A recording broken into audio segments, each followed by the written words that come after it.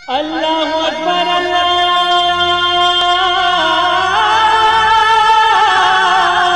اکبر۔ السلام علیکم ورحمۃ اللہ وبرکاتہ۔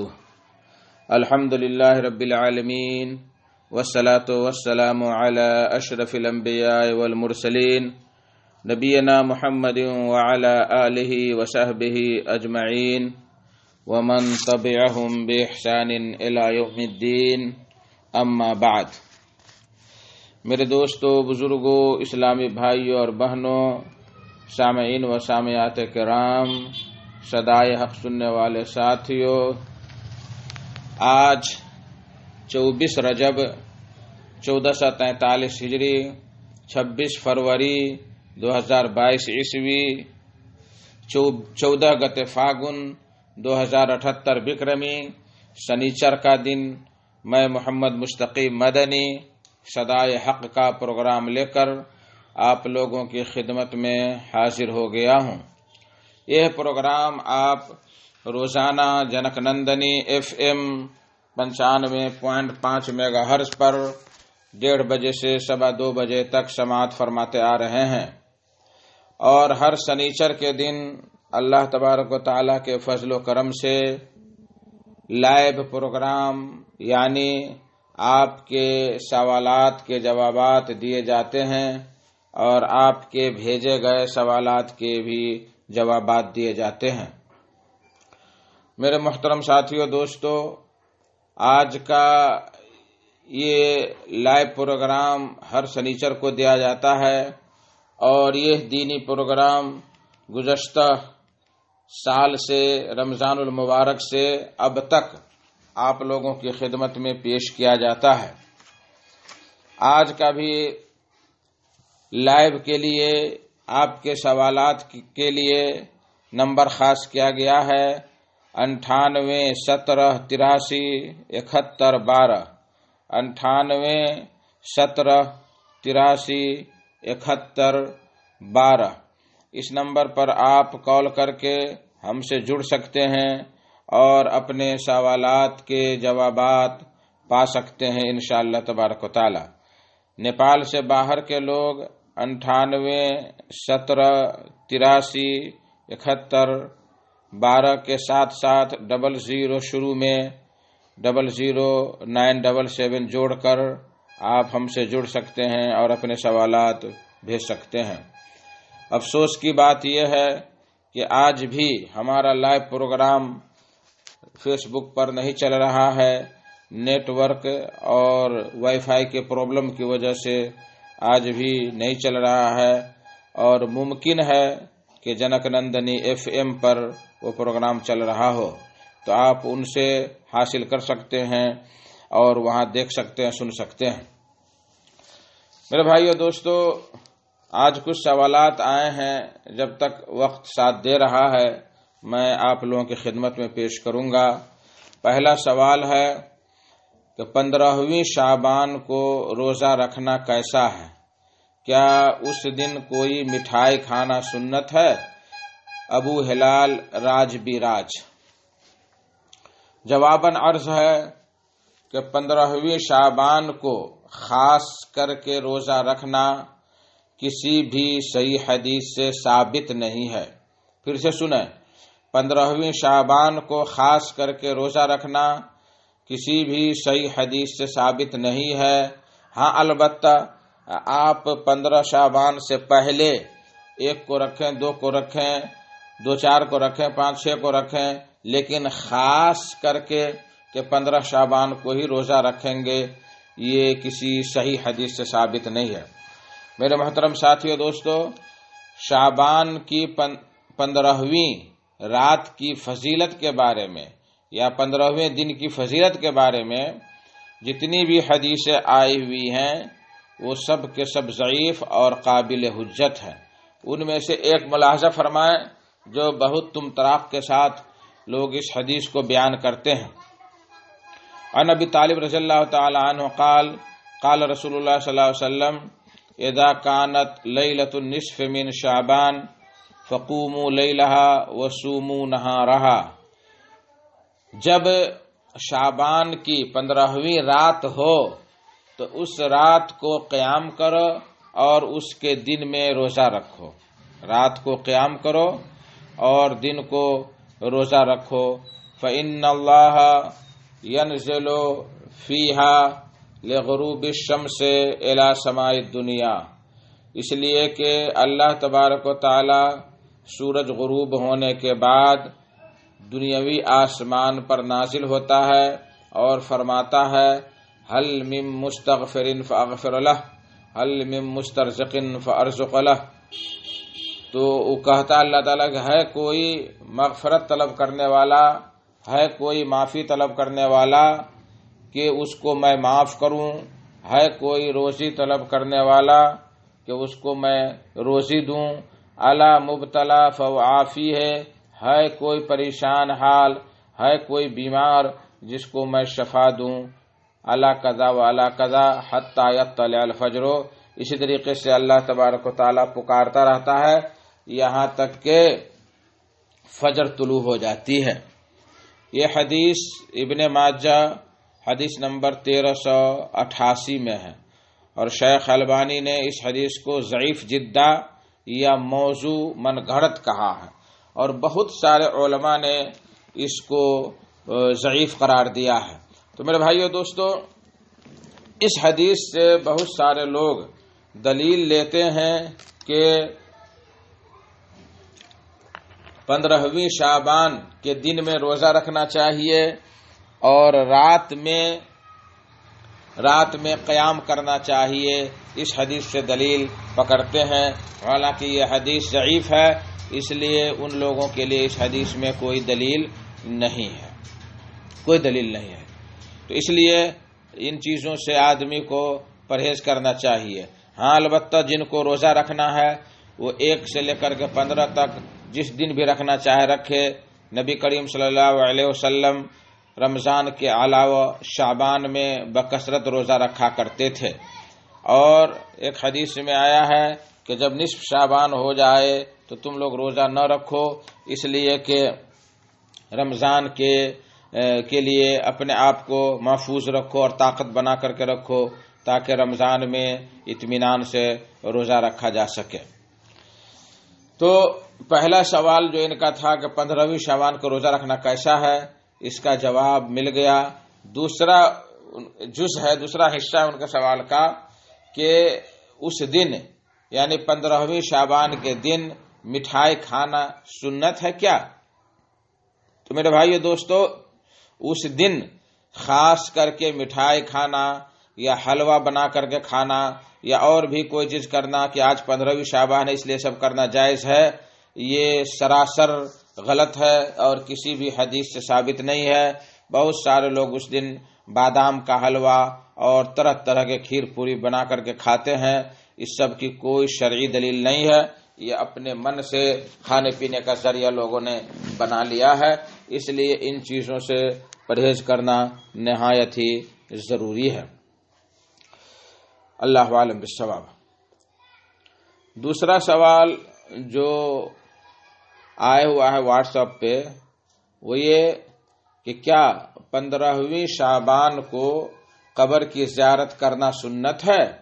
جلال انصاری مہولی. جواباً عرض ہے کہ قبروں کی زیارت کرنا کسی بھی دن مسنون ہے، سنت ہے. نبی کریم صلی اللہ علیہ وسلم نے فرمایا کہ الا انی قد کنت نہیتکم عن زیارت القبور فزوروها فانها تذکرکم الآخرہ، کہ میں نے تم کو قبروں کی زیارت سے منع کیا تھا لیکن اب تم لوگ قبروں کی زیارت کرو کہ اس سے آخرت یاد آتی ہے. تو میرے بھائیو دوستو، قبروں کی زیارت کسی بھی وقت، کسی بھی دن، کسی بھی ٹائم میں ہم کر سکتے ہیں، اور یہ بہتر عمل ہے. اس سے انسان کو موت یاد آتی ہے اور آخرت یاد آتی ہے اور گناہوں سے بچنے کا ذریعہ ہوتا ہے. لیکن اگر کوئی شخص خاص کر 15ویں شعبان کو اگر ایسا کرے تو 15ویں شعبان کی رات کو قبروں کی زیارت کے لیے جائے تو اس کا کوئی ثبوت کسی بھی صحیح حدیث سے نہیں ہے۔ مسلم شریف کے اندر جو حدیث ہے اس میں کسی تاریخ کا ذکر نہیں ہے اور وہی محفوظ روایت ہے، لیکن جس روایت میں ذکر ہے تاریخ کا وہ ابن ماجہ وغیرہ کی روایت ہے اور وہ غایت درجہ کی ضعیف ہے، لہذا اس پر عمل کرنا درست نہیں ہے۔ تو میرے بھائیو دوستو، پہلے مسلم شریف کی روایت ملاحظہ فرمائیں۔ بڑی لمبی حدیث ہے جس کا خلاصہ یہ ہے کہ مائی عائشہ رضی اللہ تعالی عنہ فرماتی ہیں کہ ایک رات نبی کریم صلی اللہ علیہ وسلم میرے پاس آئے، جس دن میری باری تھی، آئے اور اپنی چادر اتار لیا، اپنی چپل اتار کر کے سائیڈ میں رکھ لیا اور آدھی چادر بچھا کر اس پر لیٹ گئے۔ تھوڑی ہی دیر لیٹے تھے اور آپ سمجھ گئے کہ میں سو گئی ہوں، تو اپنی چادر آہستہ سے لیے اور بہت ہی آہستہ سے چپل پہنے اور دروازہ کھول کر کے چپکے سے باہر نکل گئے۔ تو میں بھی اپنے اوپر چادر ڈالی اور اوڑھنی کو ڈالی اور اسی طریقے سے جو ہے بہترین انداز سے کپڑا پہن کر کے میں نبی کریم صلی اللہ علیہ وسلم کے پیچھے ہو لی، یہاں تک کہ آپ صلی اللہ علیہ وسلم جنت البقیع بقیع الغرقد میں آئے اور وہاں کھڑے ہوئے اور لمبا کھڑے ہوئے، پھر اپنا دونوں ہاتھ اٹھا کر 3 بار جو ہے اپنا دونوں ہاتھ اٹھایا، یعنی 3 بار اٹھا کر کے دعا کیا نبی صلی اللہ علیہ وسلم نے۔ پھر آپ صلی اللہ علیہ وسلم واپس ہوئے تو میں بھی واپس ہوئی، وہ تیزی کیے تو میں بھی تیزی کی، وہ دوڑنے لگے تو میں بھی دوڑنے لگی، یہاں تک کہ میں ان سے پہلے بستر پر حاضر ہو گئی اور ایسا بن گئی گویا کہ میں سوئی ہوئی ہوں۔ لیکن دوڑنے کی وجہ سے جو سینے میں دھڑکن ہو رہی تھی، سینے میں آواز آ رہی تھی، اس سے نبی صلی اللہ علیہ وسلم نے فرمایا مالک یا عائش حشین رابیہ، کہا کہ تمہیں کیا ہو گیا عائشہ، کیا کوئی شک پیدا ہو گیا، کچھ ہو رہا ہے کیا؟ تو میں نے کہا لا شے، کچھ نہیں۔ تو آپ صلی اللہ علیہ وسلم نے فرمایا کہ لتخبرینی او لا یخبرنی اللطیف الخبیر، کہ مجھے تم خبر کرو یا نہیں تو اللہ تبارک و تعالی جو ہر بھید کو جانتا ہے وہ مجھے خبر کر دے گا۔ تو عائشہ فرماتی ہے کہ میں نے کہا اللہ کے رسول، آپ پر میرے ماں باپ قربان ہو، میں آپ کو خبر کر رہی ہوں۔ تو میں پوری بات آپ صلی اللہ علیہ وسلم کو بتائی کہ ایسے ایسے میں آپ کے ساتھ وہاں گئی تھی۔ تو آپ نے فرمایا کہ کیا تو وہی کالا سایہ ہے جو میرے آگے آگے چل رہا تھا؟ تو میں نے کہا ہاں۔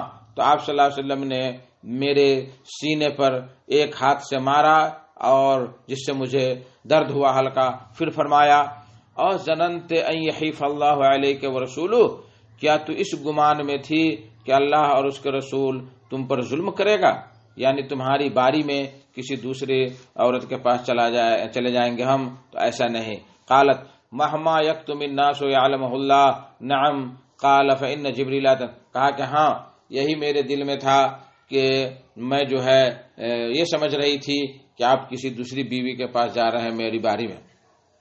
تو آپ صلی اللہ علیہ وسلم نے حقیقت حال بتلایا، فرمایا کہ ان جبریل آتانی حین رأیتے، ہاں فرمایا کہ جبریل علیہ السلام میرے پاس آئے، یہاں تک کہ جو ہے دیکھا فنادانی، تو مجھے پکارا، تو فاخفاہ من کے، میں نے اس چیز کو چھپایا تم سے اور میں ان کے پیچھے پیچھے چلا گیا، ہاں اور جا کر کے میں جنت البقیع میں ان لوگوں کے لیے دعائیں کیا۔ تو فوراً حضرت عائشہ نے فرمایا کہ جب ہم قبروں کی زیارت کے لیے جائیں تو کون سی دعا پڑھیں؟ تو آپ صلی اللہ علیہ وسلم فرمایا کہ السلام علی اہل الدیار من المؤمنین والمسلمین ویرحم اللہ المستقدمین منا والمستاخرین وانا انشاء اللہ بکم لاحقون۔ تو یہ لمبی حدیث مسلم شریف حدیث نمبر 574۔ تو دیکھیے یہ حدیث بالکل صحیح ہے، مسلم شریف کی روایت ہے، اور اس حدیث میں کوئی تذکرہ نہیں ہے کہ وہ کون سا دن تھا، کون سی رات تھی، کچھ تذکرہ نہیں ہے۔ اچھا، اس بات کو ذہن میں رکھیں۔ اب آئیے ابن ماجہ کی حدیث ملاحظہ کرتے ہیں۔ ابن ماجہ کی روایت میں ہے کہ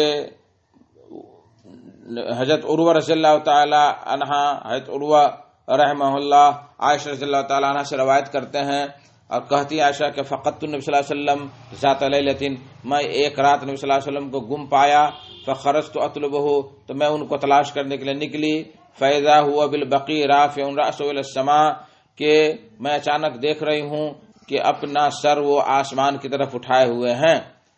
فقالت نبی صلی اللہ علیہ وسلم نے فرمایا کہ آئے عائشہ اکنت تخافین ان یحیف اللہ علیک ورسولہ، کیا کہ تجھے ڈر ہوا کہ اللہ اور اس کے رسول تم پر ظلم کریں گے؟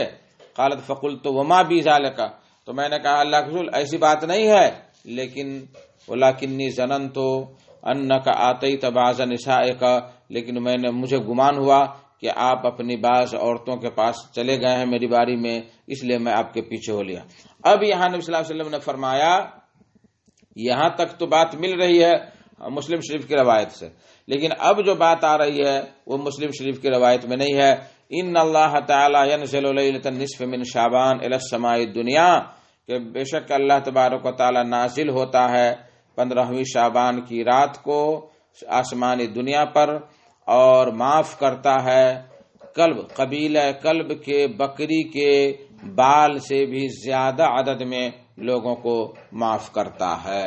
یہ حدیث ابن ماجہ 1380-89 اور شیخ البانی اور بہت سارے علماء نے اس کو ضعیف قرار دیا ہے، یہ حدیث قابل حجت نہیں ہے۔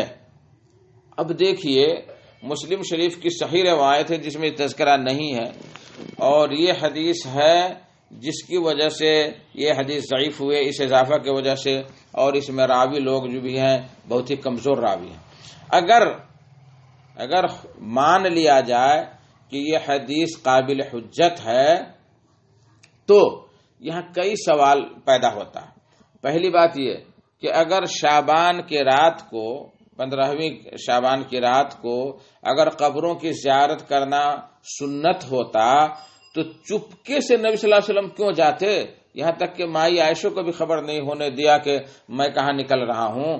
پھر صحابہ کرام کو لے جاتے ساتھ، ابو بکر کو، عمر کو، عثمان کو، علی کو اور دیگر بڑے بڑے صحابہ کرام کو ساتھ لے جاتے، اور وہاں جا کر قبروں کی زیارت کرتے اور مردوں کے لیے دعائیں کرتے۔ تو یہ ساری چیزیں کہاں ہیں؟ چپکے سے اکیلے کیوں گئے نبی صلی اللہ علیہ وسلم؟ اور آج بالکل اس کا الٹا، اس کا اپوزٹ یہ ہے کہ سنا گیا ہے، میں تو دیکھا نہیں اللہ عالم، کہ بہت سارے لوگ ڈھول تاشے اور قمقمے اور جھنڈیاں قبروں پر لگاتے ہیں اور روشنی چراغاں کرتے ہیں اور وہاں قمقمے لگاتے ہیں، اور جم غفیر کی تعداد میں، بڑی تعداد میں وہاں جا کر کے اور قبروں پر، قبرستان میں جا کر دھمال مچاتے ہیں۔ کہاں نبی کریم صلی اللہ علیہ وسلم کا جانا دعا کے لیے، اور کہاں ان لوگوں کا جانا اپنے رسم و رواج کو پوری کرنے کے لیے، اپنے غلط طریقے کو رواج دینے کے لیے۔ تو اس لیے میرے بھائیو دوستو، یہ بات ذہن سے نکال دینی چاہیے کہ 15ویں شعبان کی رات کو نبی صلی اللہ علیہ وسلم گئے تھے۔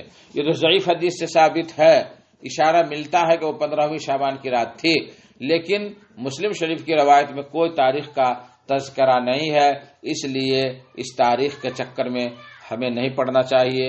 اور ویسے بھی یہ حدیث ضعیف ہے جس میں نصف شعبان کا تذکرہ ہے۔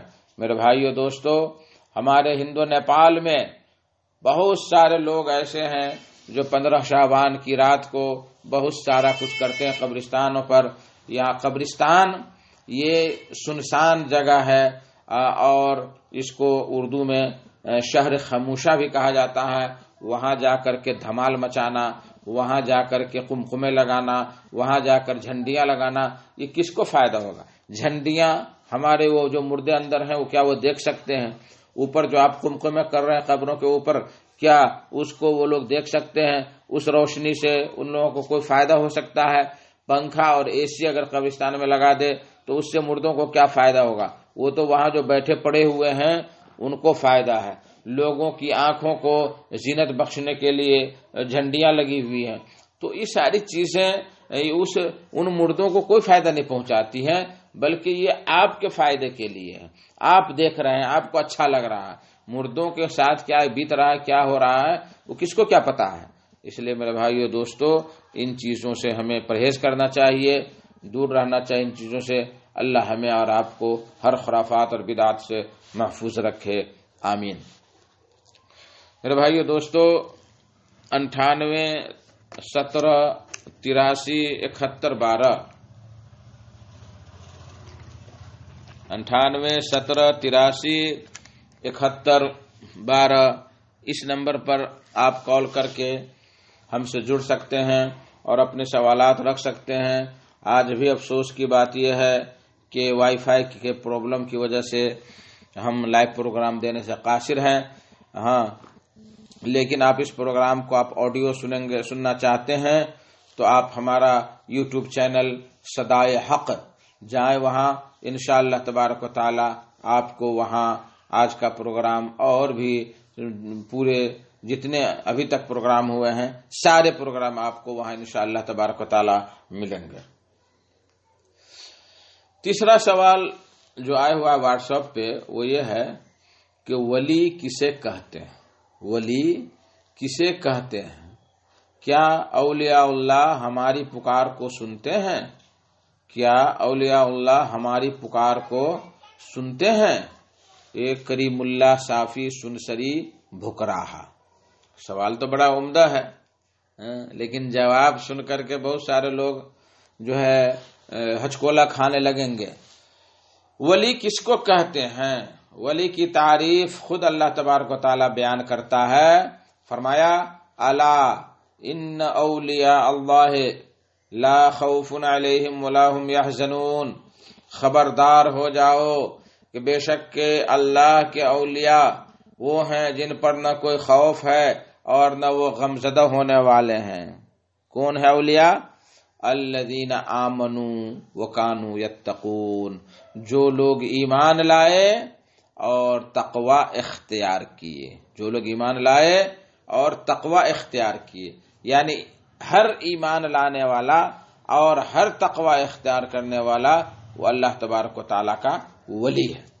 تو جن لوگوں کے اندر یہ دونوں صفتیں پائی جائیں گی، یہ دونوں گن پائے جائیں گے، ان کے اندر ایمان ہوگا اور تقوی ہوگا، وہ اللہ کا ولی ہے۔ یہ الگ بات ہے کہ ایمان اور تقوی کے درجات مختلف ہیں، جیسے حضرت بکر رضی اللہ تعالی عنہ ایمان اور تقوی میں بہت ہی آگے تھے، حضرت عمر، حضرت عثمان، حضرت علی، صحابہ کرام، یہ لوگ ایمان اور تقوی میں مثال تھے، تو وہ لوگ اللہ کے سب سے بڑے اولیاء کرام ہیں۔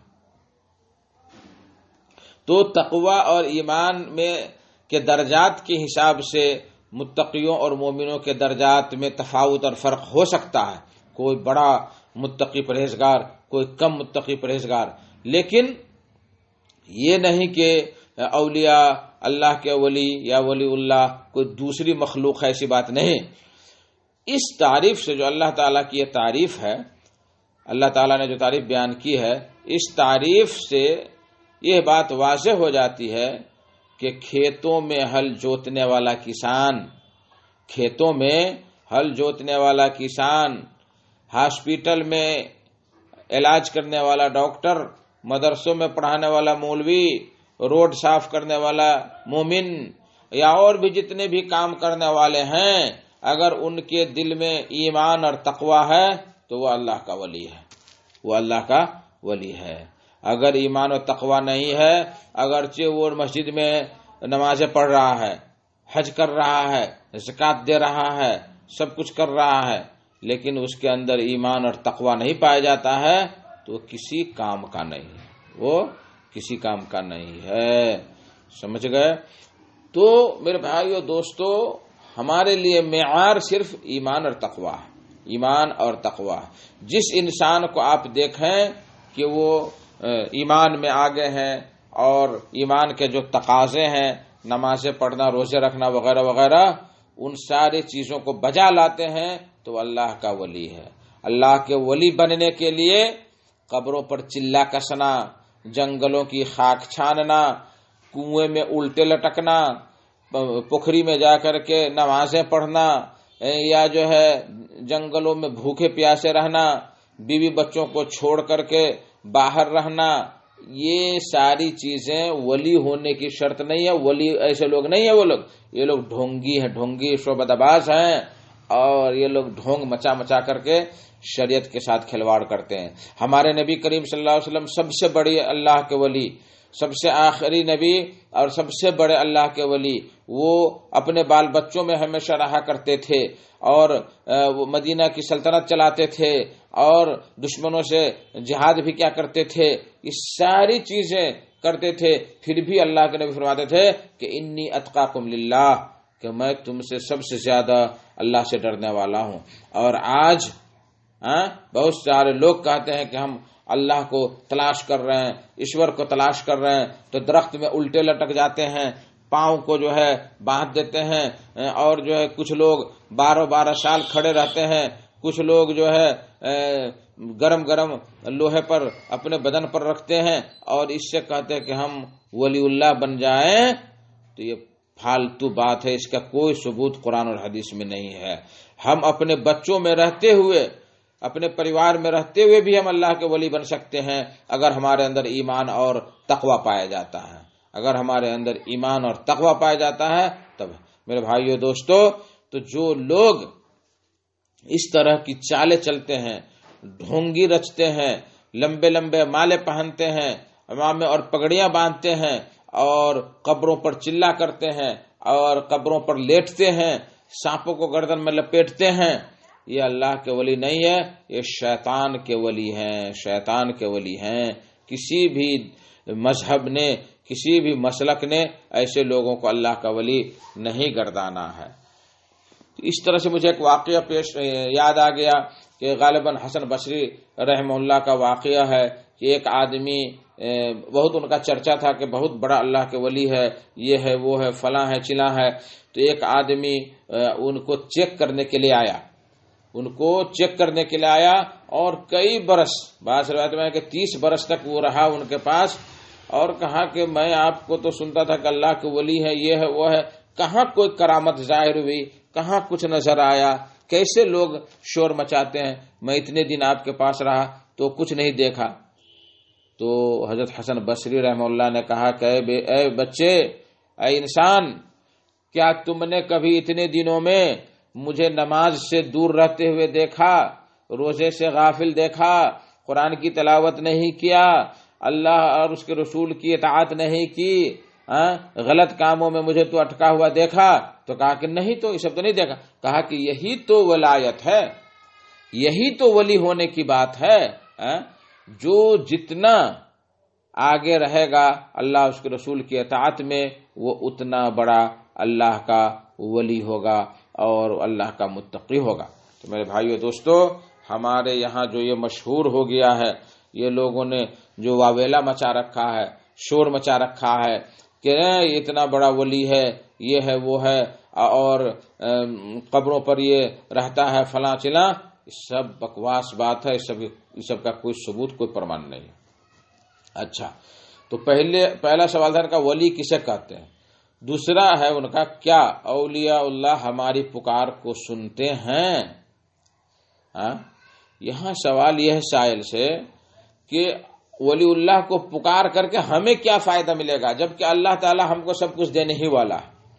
اللہ تبارک تعالیٰ بھی جو گزر چکا، جو 15ویں شعبان کی رات والی حدیث جو ضعیف حدیث ہے، تو صحیح حدیث یہ ہے کہ اللہ تبارک و تعالیٰ ہر رات آسمانی دنیا پر نازل ہوتا ہے اور پکار کر کہتا ہے کہ ہے کوئی روزی طلب کرنے والا کہ میں روزی دوں، ہے کوئی مغفرت طلب کرنے والا کہ میں مغفرت دوں۔ یہ تو ہر رات ہوتا ہے، 15ویں شعبان کے لیے خاص نہیں ہے۔ تو کہنے کا مطلب یہ کہ جب اللہ تبارک و تعالی ہر چیز دینے پر قادر ہے، اللہ تعالیٰ فرماتا ہے کہ وَمَن يُجِيبُ الْمُضْطَرَّ إِذَا دَعَاهُ، کہ مضطر پریشان حال انسان کی پکار کو کون سنتا ہے جبکہ وہ پکارتا ہے پریشانی کے عالم میں۔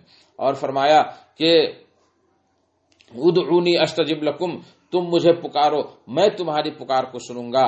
اور فرمایا کہ آپ سے وَإِذَا سَأَلَكَ عِبَادِي عَنِّي فَإِنِّي قَرِيبٌ أُجِيبُ دَعْوَةَ الدَّاعِ إِذَا دَعَانِ، کہ اللہ کے نبی آپ سے لوگ پوچھتے ہیں کہ ہم کس کو پکاریں، تو اذا سألک عنی میرے بارے میں پوچھتے ہیں تو آپ کہہ دیجئے کہ اللہ تبارک و تعالیٰ بہت قریب ہے اور وہ پکارنے والے کی پکار سنتا ہے۔ تو جب اللہ تبارک و تعالی ہر چیز پر قادر ہے، ہر چیز دینے پر قادر ہے، ہر پکارنے والے کی پکار سنتا ہے، چاہے وہ سمندر کے تہ میں ہو یا آسمان میں اڑتے ہوئے جہاز میں ہو، کہیں بھی ہو، جس زبان میں پکارتا ہو، تو پھر ہمیں اولیاء اللہ کو پکارنے کی کیا ضرورت پڑ گئی؟ کیا پڑ گئی ضرورت؟ تو اس لیے میرے بھائیو دوستو، اولیاء اللہ ہماری پکار سنتے ہیں کہ نہیں سنتے، اس کی طرف ہمیں جانا نہیں ہے، ان کو پکارنا ہی غلط ہے۔ یہی تو شرک اور یہی تو گناہ کفار مکہ سے لے کر اب تک لوگ کرتے آ رہے ہیں کہ ایک اللہ کو چھوڑ کر اپنے ہی جیسے انسانوں کی پوجا کرتے ہیں، اپنے ہی جیسے انسانوں کو پکارتے ہیں، گہارتے ہیں کہ یہ کر دے وہ کر دے۔ بہت سارے لوگ کہتے ہیں کہ ہم ان سے مدد نہیں طلب کرتے ہیں، ان کو وسیلہ بناتے ہیں۔ تو وسیلہ بنانا بھی غلط اور شرک ہے، وسیلہ بنانا بھی شرک ہے۔ یہی تو نبی کریم صلی اللہ علیہ وسلم نے مکہ والوں سے کہا تھا کہ تم ان چیزوں کی کیوں پوجا کر رہے ہو؟ تو انہوں نے کہا تھا کہ ما نعبدہم الا لیقربونا الی اللہ زلفی، ہم ان معبودوں کی اس لیے پوجا کرتے ہیں، اس لیے عبادت کرتے ہیں کہ یہ ہمیں اللہ سے قریب کر دے، اللہ سے قریب کر دے۔ آج بھی ویسے پوجا کرنے والوں سے پوچھئے تو آپ ڈائریکٹ کہیں گے وہ لوگ کہ ہم ان کی پوجا نہیں کر رہے ہیں، بلکہ ان کے مادھیم سے ایشور کی پوجا، اللہ کی پوجا کر رہے ہیں۔ تو میرے بھائیو دوستو، یہ سب سے بڑا شرک ہے۔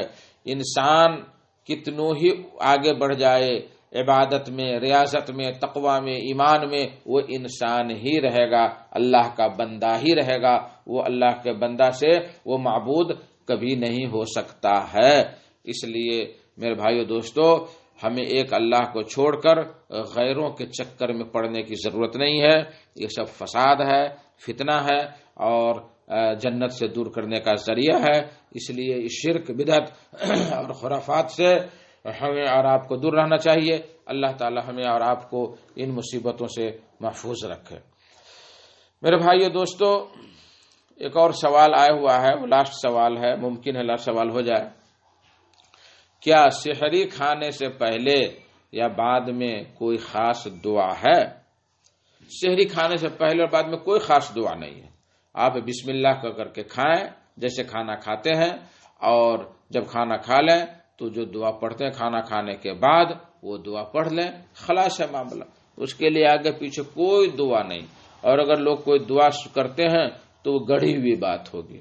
اسی طریقے سے ان کا سوال ہے کہ افطاری کے لیے کوئی خاص دعا ہے تو ضرور بتائیے۔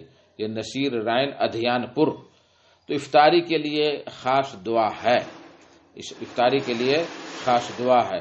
کہتے ہیں دعا ہے کہ ذهب الظما وابتلت العروق وثبت الاجر انشاء اللہ تعالی۔ یہ دعا ہمیں پڑھنی چاہیے، بسم اللہ کہہ کر کے ذهب الظما وابتلت العروق وثبت الاجر انشاء اللہ تعالی پڑھنا چاہیے، اور پڑھنے کے بعد جو ہے دعا افطار کرنا چاہیے۔ افطار کے بعد کی دعا الحمدللہ، بس خلاص، جو کھانے کے بعد کی دعا ہے۔ بہت سارے لوگ یہاں کہہ دیتے ہیں کہ افطاری کی دعا بسم اللہ ہے اور افطاری کے بعد کی دعا ذهب الظما وابتلت العروق وثبت الاجر انشاء اللہ تعالی ہے۔ یہ غلط بات ہے، اس کا کوئی ثبوت نہیں کہ افطاری کے بعد۔ ہاں البتہ معنی کو دیکھ کر کے لوگ، بڑے بڑے مولوی لوگ بھی اس میں پھنسے ہیں، اور معنی کا اعتبار کر کے ذهب الظما کہ پیاس بجھ گئی، وابتلت العروق اور نسیں تر ہو گئیں، رگیں تر ہو گئیں۔ تو جانتے ہیں کہ ماضی کا جو صیغہ آتا ہے صرف گزرے ہوئے پر نہیں آتا ہے، بلکہ مستقبل کے لیے بھی آتا ہے جو یقینی ہو۔ جیسے قیامت کے دن کے بارے میں اکثر جو آیات آئی ہیں وہ ماضی ہی کے صیغے کے ساتھ آئی ہوئی ہے۔ تو اس لیے میرے بھائیو دوستو، اور بہت سارے لوگ کہہ دیتے ہیں اللہم لک صمت وعلی رزقک افطرت، یہ دعا پڑھتے ہیں، یہ دعا مشہور ہے، لیکن یہ دعا صحیح حدیث سے ثابت نہیں ہے، ضعیف حدیث ہے، ضعیف سند ہے اس کی۔ اس لیے ہمیں جو صحیح روایت ہے ذهب الظما وابتلت العروق وثبت الاجر انشاء اللہ تعالی، اس دعا کو ہمیں پڑھنا چاہیے۔ میرے بھائیو دوستو، آج بھی افسوس کی بات یہ ہے کہ میں فیس بک پہ نہیں پروگرام دے سکا، اور کسی بھائی کا کال بھی نہیں آیا، اور 35 منٹ ہو گیا، اس لیے میں اب اسی پر اکتفا کروں گا انشاءاللہ تعالی۔ ایک سوال جو کسی بھائی نے بھیجا تھا کہ غلے اور اناج میں زکوٰۃ کہ کیا کیا اصول و ضوابط ہیں اور کون لوگ اس کے مستحق ہیں، تو اس پر انشاءاللہ تبارک تعالیٰ گفتگو ہوگی۔ ایک اور سوال ہے کہ محمد صلی اللہ علیہ وسلم کی امت کون لوگ ہیں، کون لوگ ہیں امت، اس پر بھی گفتگو آئندہ ہفتہ ہوگی انشاءاللہ تبارک و تعالیٰ۔ اللہ تعالیٰ سے دعا ہے کہ اللہ تعالیٰ ہمیں اور آپ کو سیدھے راستے پر چلنے کی توفیق عطا فرمائے، جب تک دنیا میں رکھے قرآن اور حدیث پر عمل کرتے ہوئے زندہ رکھے، اور جب خاتمہ ہو تو صبح سے لا الہ الا اللہ محمد رسول اللہ نکلے۔ وآخر الدعوانا الحمدللہ رب العالمین، وصلی اللہ تعالی علی النبی وسلم، والسلام علیکم ورحمۃ اللہ وبرکاتہ۔